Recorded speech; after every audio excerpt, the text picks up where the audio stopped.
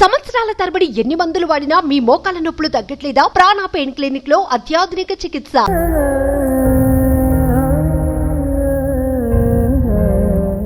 కనీసం ఉన్నామంటే ఇల్లు కూడా లేకుండా పరిస్థితులు ఉన్నాం మేము.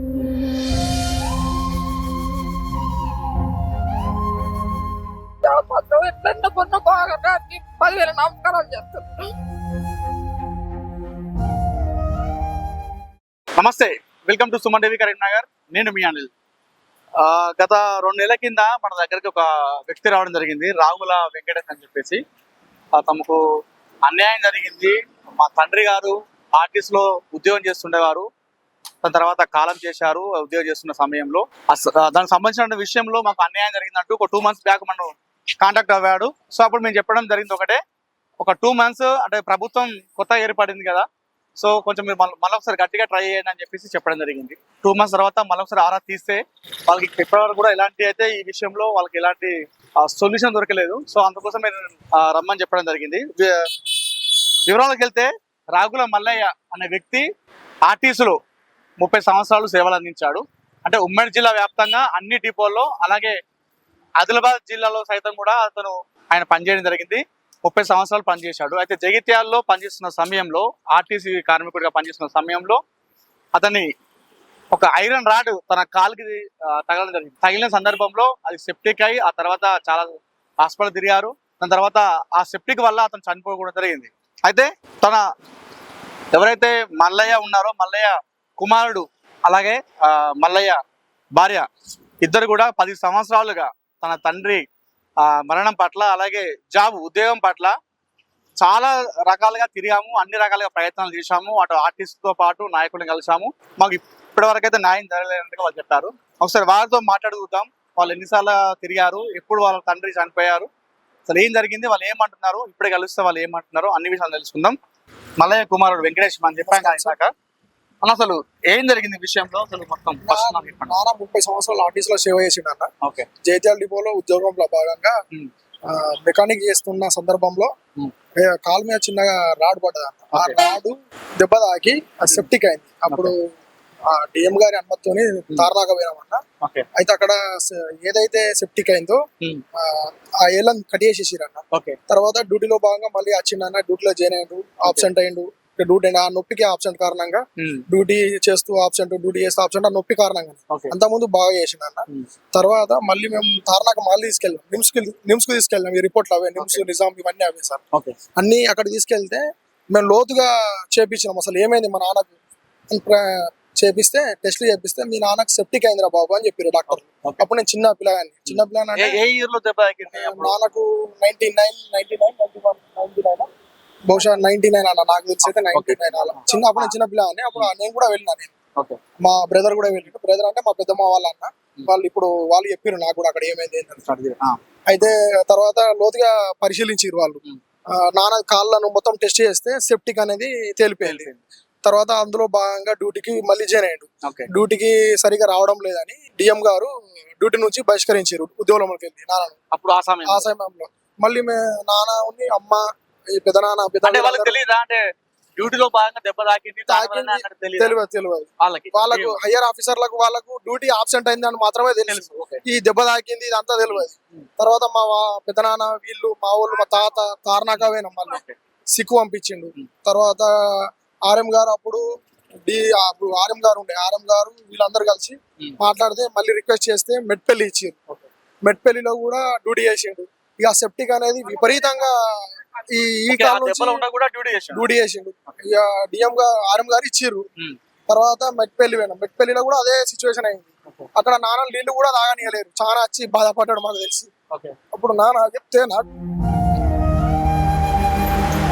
మా నాన్న నీళ్ళు కూడా తాగనీయలేరు. అక్కడ డైలీ ఇంటికి వచ్చి మా నాన్న బాధపడేవాడు, నన్ను ఇట్లా చేసిరు అట్లా చేసిరు అని. నేను చెప్పేవాడిని. అప్పుడు నాకు కొద్దిగా అవగాహన ఉంది. నేను కూడా అప్పుడు కొద్దిగా వయసుకి వచ్చిన. నాన్న ఏదైనా దేవుడు చూస్తాడు, మనకి మంచిగా చేసుకుంటా పోదామని మా నాన్నకు ధైర్యం చెప్పేవాళ్ళం. తర్వాత ఇక నాన్నకు టార్చర్ ఎక్కువైంది డిపోలో. పెట్టుపల్లి డిపోలో టార్చర్ అనేది ఎక్కువైపోయింది.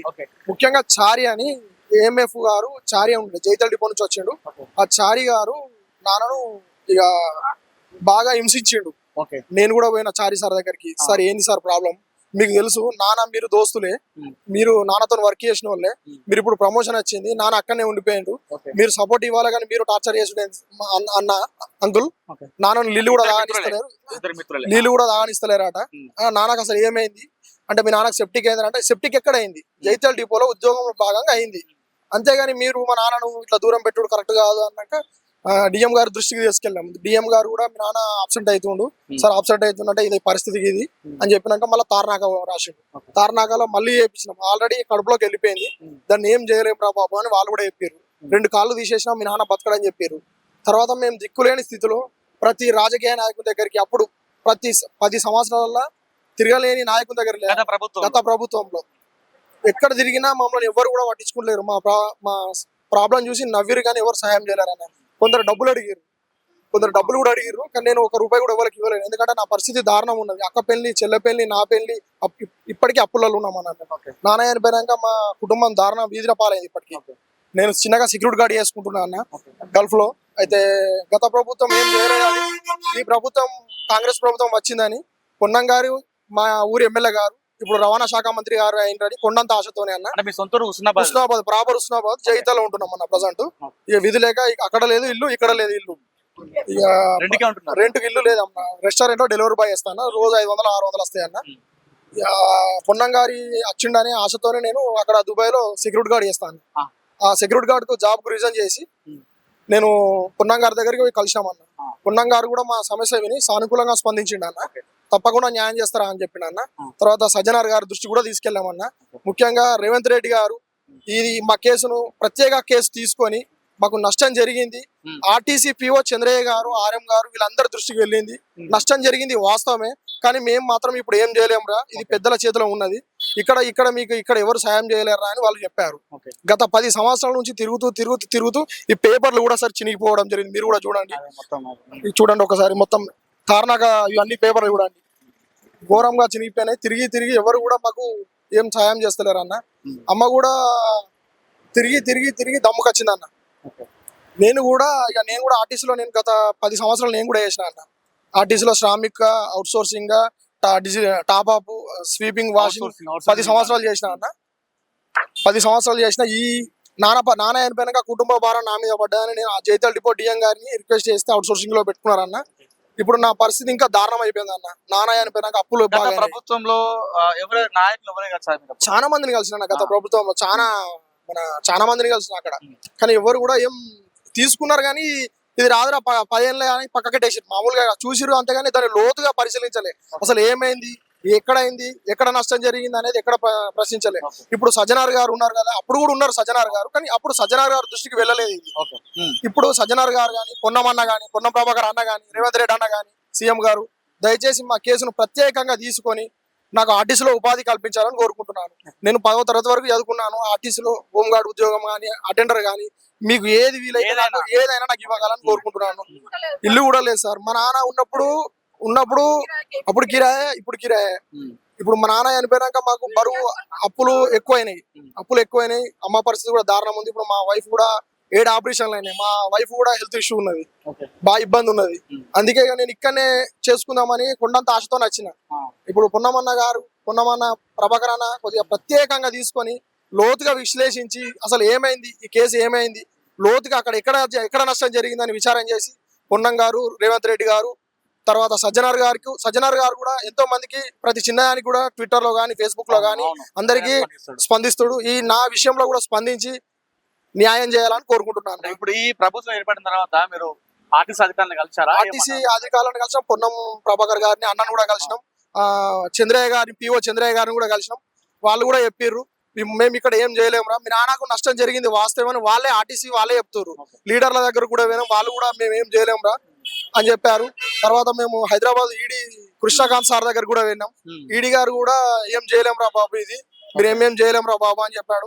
తర్వాత మేము ఎండి సజ్జనార్ గారి దగ్గరికి వెళ్ళాం. సజ్జనార్ గారు ఆ రోజు లేరు అంటే మేము వితౌట్ అపార్ట్మెంట్ పోయినాం. తర్వాత అప్లికేషన్ తీసుకున్నారు వాళ్ళ పిఏ గారు, స్టాంప్ వేసి ఇచ్చారు. ఒకటి కాఫీ కూడా తీసుకున్నాను. ఇప్పటి వరకు ఏం రిప్లై రాలేదు. దయచేసి మీకు కూడా గత 2 నెలల కింద కాంటాక్ట్ అయినా, అప్పటి నుంచి ఇప్పటి వరకు నాకు ఏం కాలేదు. ఇప్పుడు ప్రభుత్వం వచ్చింది, ఎలక్షన్ కూడా కోడ్ అయిపోయింది, ఎలక్షన్లు కూడా ముగిసినాయి. దయచేసి మాలాంటి నిరుపేదలకు ఈ ప్రభుత్వంలో న్యాయం జరుగుతాయని మేము 100% నమ్ముతున్నాం. దయచేసి మాకు రేవంత్ రెడ్డి గారు, పొమ్మన ప్రభాకర్ గారు, సజ్జనర్ గారు దీన్ని ప్రత్యేక కేసు తీసుకొని నాకు న్యాయం చేయాలని, నాకు నా కుటుంబానికి న్యాయం చేయాలని కోరుకుంటున్నాను. మా నాన్న ఆర్టీసీలో గత 30 సంవత్సరాలు చేసిండు. ఇంకా 5 సంవత్సరాలు డ్యూటీ ఉండంగానే చనిపోయాడు. మెట్పల్లి డిపోలో అది కూడా డ్యూటీ చేస్తుండగానే సెప్టిక్ అయి చనిపోయాడు. తర్వాత మెట్పల్లి డిఎం గారు కూడా డ్యూటీలో ఆబ్సెంట్ అవుతుండని మంతని ఇచ్చారు. 30 సంవత్సరాలు వేసింది తీసివేసి మా నాన్నకు ఫ్రెష్ గా ఇచ్చారు. కొత్తగా అపార్ట్మెంట్ కల్పించారు. నాన్నకు 30 ఏళ్ళు తీసేసిర్రు. తర్వాత ఆర్ఎం గారిని రిక్వెస్ట్ చేసిన, అప్పుడు నేను కూడా ఉన్నా, ఆర్ఎం గారి దగ్గరికి అయినా, సార్ మీరు ఒక కుటుంబం, మనది ఒక కుటుంబం సార్, 30 ఏళ్ళు వేసింది ఎట్లా తీసేసిరు సార్, మీరు నాన్న నష్టం జరిగింది, మీకు ఫైల్ ముందట ఉన్నది కదా సార్, మీరు చూడండి సార్ అంటే, మా చేతులు ఏం లేదురా, మాకు అక్కడ నుంచి ఆఫీస్ అధికారాలు వస్తలేము అని అతను చెప్పాడు. తర్వాత మేము రిక్వెస్ట్ చేసి మళ్ళా మంతని డిఎం గారు నాన్న పరిస్థితిని చూసి నాన్న డ్యూటీ చేయలేడు సార్, డిఎం గారు చెప్పారు ఫస్ట్ నువ్వు మెడికల్ కో అన్నాడు. మెడికల్ కన్మేర్ వచ్చినాం ఇక్కడికి, మన కన్మేర్ లో మెడికల్ అన్ఫిట్ అయ్యిండు. తర్వాత తార్నాక పోయినాం, తార్నాక కూడా ఆ పరిస్థితిని చూసి వాళ్ళు కూడా అన్ఫిట్ చేసిర్రు. తర్వాత నాన్న చనిపోయినాక నాన్న చనిపోక ముందు లోన్స్ తీసుకున్నాడు. ఆ లోన్ తీసేసుకున్నారు వాళ్ళు. ఒక 75,000 నుంచి 85,000 మంది కొద్దిగా అమౌంట్ కూడా వచ్చింది నాన్నది. తర్వాత 5 సంవత్సరాలు ఉన్నది. ఆ అనారోగ్య కారణాలతోనే నాన్న చనిపోయిండు. నాన్నగారికి మేము అబద్ధం ఆడితే తార్నాక్ హాస్పిటల్ గానీ, నిమ్స్ గానీ, ఇవన్నీ హాస్పిటల్ బిల్స్ మీరు చూడండి, మీరు లోతుగా పరీక్షించి మాకు న్యాయం చేయండి అని కోరుకుంటున్నాం. దయచేసి మాకు మీరు ఏం కోరుకుంటారు? చెప్పండి. నా భర్త చనిపోయి 5 సంవత్సరాలు ఎక్కువైంది సార్, మాకు ఎక్కడ న్యాయం జరుగుతలేదు.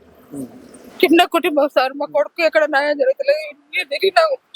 ఇన్ని తిరిగినా కానీ ఎక్కడ అయితే లేదు. మొన్న బాగా అనుకుంటుంది, పుట్టినూరు పెరిగినూరు ఎక్కడికి కూడా నేను పోయి సహాయపడ్డా కానీ ఏం న్యాయం చేస్తలేదు సార్. ఎక్కడ మాకు అన్యాయంగా బతుకుతున్నాం. కనీసం ఉందామంటే ఇల్లు కూడా లేకుండా పరిస్థితులు ఉన్నాం మేము.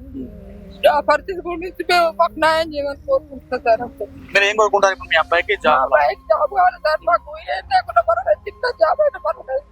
కొత్త జాబ్ మాత్రం ఎట్లన్నా కొన్న బాగా 10,000 నమస్కారాలు చేస్తాం. ఆయన మాత్రం నా కొడుకుని ఆదుకోవాలి సార్. అంతే. మీ భర్త చనిపోయిన తర్వాత ఎంత ఇబ్బంది పడరు? ఇబ్బంది పడి పిల్లలు చేసుకున్నా, కూలి పని చేసినా, అట్లా చేసి ఇట్లా చేసి పిల్లలు చదువుకుంటా, పిల్లలు చేసుకుంటా, పిల్లల బాగా బతికించుకొని చేసుకున్నా సార్. ఇంతవరకు ఇక్కుంటూ వచ్చినాం. కనీసం పొట్టగడుచుడు కష్టం ఉన్నది మాకు.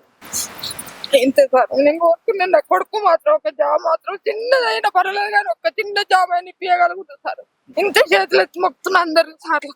ఇది మొత్తానికి బాధితుల ఆదాయం చూసుకుంటే గత 10 సంవత్సరాలుగా తమ కుటుంబం న్యాయం కోసం వాళ్ళు చెప్పులు అరిగేలా తిరిగాము, ఆఫీసుల చుట్టూ తిరిగాము, నాయకుల చుట్టూ తిరిగాము. తన తండ్రి చనిపోతే ఆర్థికంగా ఎంతో చితికిపోయాము. అప్పుల బాధ భరించలేక ఎన్నో అప్పులు తీసుకొచ్చి ఇంట్లో వాళ్ళ పెళ్లిళ్ళు చేసి ఇప్పటికి ఒక డెలివరీ బాయ్, రెస్టారెంట్లో ఒక ఫుడ్ డెలివరీ బాయ్ బతుకుతున్నాము. రోజుకు 300 రూపాయలతో మేము బతుకుతున్నాము, కాలం విలాగిస్తున్నాము. కానీ ఇప్పటివరకు మాకు న్యాయం తెలియదు వాళ్ళు చెప్తున్నారు. గత 10 సంవత్సరాలు గత ప్రభుత్వంలో ఎంతమంది దగ్గర తెలియనా అధికారులు కావచ్చు, నాయకులు కావచ్చు, ఎలాంటి స్పందన రాలేదు. కొత్త ప్రభుత్వం ఏర్పడింది. రేవంత్ రెడ్డి ప్రభుత్వంలో తమకు న్యాయం జరుగుతుంది అన్నట్టు వాళ్ళు ఆశిస్తున్నారు. తనకు చదువుకుంది, 10వ తరగతి చదువుకున్నాడు. సో తన తండ్రి డ్యూటీలో భాగంగా తనకు దెబ్బ తగిలి చనిపోయాడు కాబట్టి తనకు ఆర్టీసీలో చిరు ఉద్యోగం అంటే హోంగార్డ్ తరఫున ఒక చిరు ఉద్యోగం ఇస్తే కూడా తను చేస్తానంటుగా చెప్తున్నాడు. ఇప్పటికీ తనకు నమ్మకం ఉంది, పొన్నం ప్రభాకర్ మీద నమ్మకం ఉందని చెప్తున్నారు. అలాగే సత్యనారాయణ గారు ఆర్టీసీలో ఏ చిన్న జరిగినా కూడా వెంటనే స్పందిస్తాడు సత్యనారాయణ గారి మీద మాకు నమ్మకం ఉందని చెప్తున్నారు. అలాగే రేవంత్ రెడ్డి గారు, ముఖ్యమంత్రి రేవంత్ రెడ్డి కూడా మాకు నమ్మకం ఉంది, మాకు న్యాయం జరుగుతుందన్నట్టుగా వాళ్ళు వ్యక్తం చేస్తున్నారు. దయచేసి మీరు ఇప్పుడు బాధితులు చెప్పినటువంటి విషయాన్ని పరిగణలోకి తీసుకొని ఆర్టీసీ అధికారులు కావచ్చు, నాయకులు కావచ్చు, వారికి బాధితులకు న్యాయం చేయాలన్నట్టుగా సుమన్ టీవీ కోరుతుంది. చరణ్తో అనిల్, సుమన్ టీవీ, కరీంనగర్.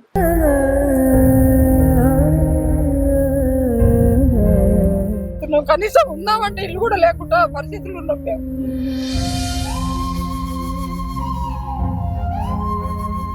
జాబ్ మాత్రం ఎట్లన్నా కొన్న బాగా 10,000 నమస్కారాలు చేస్తాం.